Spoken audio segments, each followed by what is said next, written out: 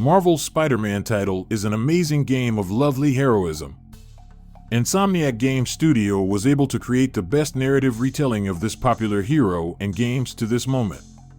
It was felt that the game had adhered to earlier versions of the character in exploration, fight, and storytelling while leading it to the better. Marvel's Spider-Man was a popular, but at the same time predictable. The game evolved the Spider-Man universe with its excellent swinging system. However, much of Marvel's Spider-Man was formed by the contents of filler time, which originates from the worst design rules of the open world. Despite its release in 2018, most of the game's side activities are more like 2010 titles than a title released later this decade. In these side activities, you collect backpacks containing collectible items scattered in the city, catch pigeons for an unfamiliar friend, or perform general scrolling challenges, which quickly turn into repetitions, all of which eventually lead to something called burnout. These activities alone have no problems, but we are continually faced with a large number of scattered side missions in Manhattan that have new releases. Given the privilege of experience and the costume awards of these missions, doing these is worth the time, but instead of actually enjoying themselves, they are a means of achieving something else. Place the marker on the map and swing from one side of the city to the other. We no longer feel like a superhero, but instead we are an unemployed spider who seeks to clean up the city's game to complete the game. Marvel's Spider-Man, Miles Morales made progress with more story-driven missions focused on Miles Lovely's place in the city. He was a young man from Harlem, and the people himself, so it made sense that even the time-filling missions of the game were personal. However, the Miles Morales version took the same path and could not appear differently with this deeper narrative formula.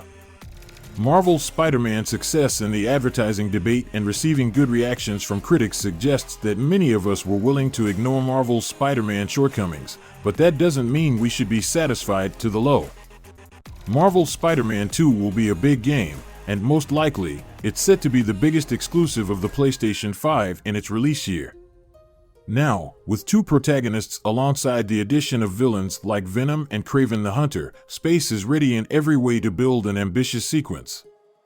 By collecting random items in the city, if there is a reason to discover and twist to their location, there is no objection, but instead of just increasing the playing time and instilling the illusion of their importantness, dozens of them should be set in the city. A better target should be set for them. Many of them have no other purpose other than completing the trophies and fully upgrading the character of the game, and the smaller missions that suddenly appear during crimes are equally content-free. This conveys a sense of artificiality that seems a negative point compared to other characters and extraordinary buildings of the game. The city must be saved, but first it is necessary he dealt with these runaway pigeons. This is not only frustrating, but it also has a negative impact on the narrative of the game. Useless missions should be given a better purpose. Good characters or stories have to be played that transcend these missions from moving to one place and only preventing crimes.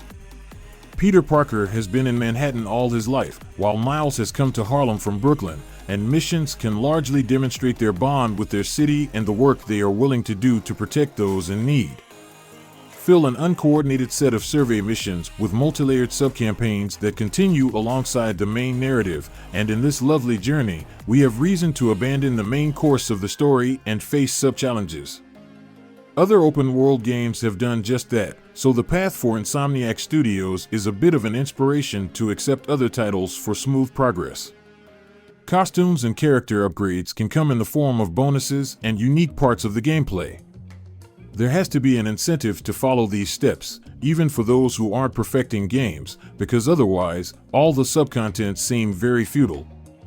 We do these things only to complete the game, not because they convey the sense of a brave superhero or even in any way make a difference in the gaming world.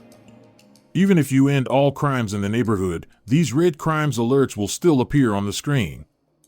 The Spider-Man, because it is very opposed to trafficking, is very enthusiastic about preventing these crimes, and most of them are related to the same drug trafficking. Marvel's Spider-Man 2 is set to be great. There's no doubt about that, but with the problems behind items outside the main campaign, the game can achieve new aspects of the superhero genre. For this open-world game, a goal must be set beyond collectible items with worthless rewards relative to the time set. Build submissions related to the main narrative, not limit minor characters to dull secretive parts, and no longer get help from blockbusters released more than a decade ago.